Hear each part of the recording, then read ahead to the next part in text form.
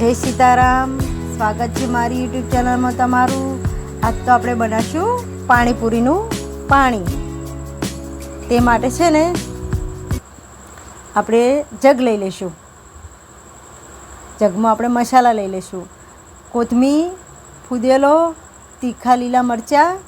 આપણે પહેલાં કોથમીર જે કટિંગ કરી તે બધી અંદર એડ કરી દઈશું અને જગ આપણે નેનો જ લેવાનો છે।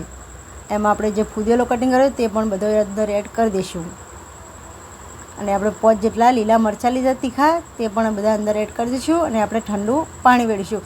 પાણી આપણે ઠંડુ જ વેડવાનું છે એટલે કે આપણી ચટણી છે ને તે લીલી રહે તે માટે। હવે આપણે છે ને તેને દળી દઈશું। તો જો આપણી ચટણી દળાઈને તૈયાર થઈ જતી।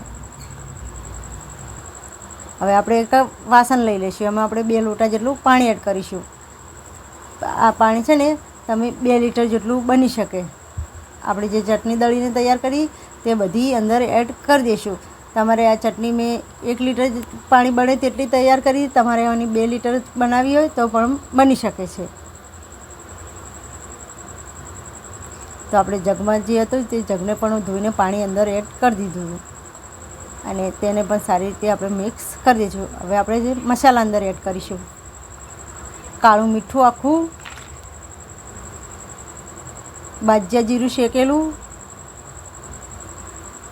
સંચન પાવડર, ગરમ મસાલો, સ્વાદ પ્રમાણે મીઠું, 2 ચમચી જેટલો લીંબુનો રસ। હવે બધા મસાલાને આપણે ચમચાની મદદથી સારી રીતે મિક્સ કરી દઈશું। આવી રીતે હલાતા રહીશું એટલે આપણે મીઠુંને બધું સારી રીતે ઓગળી જાય। જો આપણું પાણી સરસ બનીને તૈયાર થઈ ગયું છે। આપણે હવે જે કોથમીરથી કટિંગ કરેલી તે બધી અંદર એડ કરી દઈશું। તેમાં આપણે તીખું મરચું એડ કરીશું। તમારે તીખું ના એડ કરવું હોય તો તમે મોળું પણ કરી શકો છો અને ના કરો તો એ પણ ચાલે। તો જો આપણું પાણી બનીને તૈયાર થઈ ગયું।